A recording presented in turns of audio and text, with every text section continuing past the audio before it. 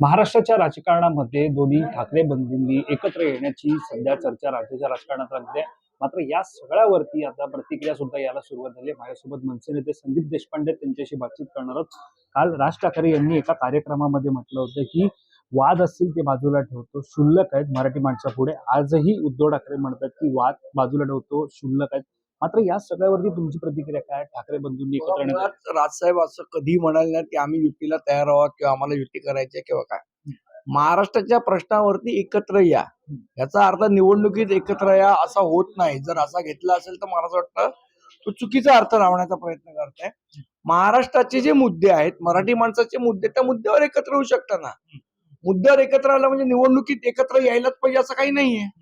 त्यामुळे मला वाटत नाही की तसं काही म्हणालेत ते. पण तुमच्याकडून जर असं वक्तव्य असेल तर या युतीला विरोध होतोय. विरोध काय? विरोध कुठे म्हटलं मी? विरोध होता असं म्हटलं? मुद्दा असा आहे की हे बघा, मुद्दा असा आहे की तुम्ही ठरवताय की आम्ही युतीची बोलणी केली किंवा राजसाहेबांनी केली. असं बोललेलेच नाहीये. पण दोन्ही भावांचा सूर एकत्र होतोय की आम्ही वाद बाजूला ठेवायला ठीक आहे ना, एखाद्या महाराष्ट्राच्या विषयावर आले सूर एकत्र, मराठी माणसाच्या विषयावर सूर एकत्र आले, काय वाईट आहे? काय चुकीचं आहे?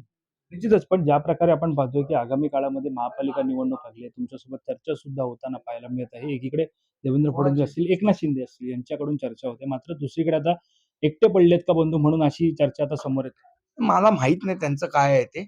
पण ज्या पद्धतीचा धोका आम्ही 2012ला घेतलाय, 2014ला घेतलाय, 2017ला घेतलाय, त्यामुळे त्यांच्यावर किती विश्वास ठेवायचा हा एक मोठा प्रश्नचिन्ह आहे. निश्चित. धन्यवाद तुमच्याशी बातचीत केल्या संदर्भात. कॅमेरा पर्सन अवधेश कोरीसह मी वैभव पाटील, मुंबई.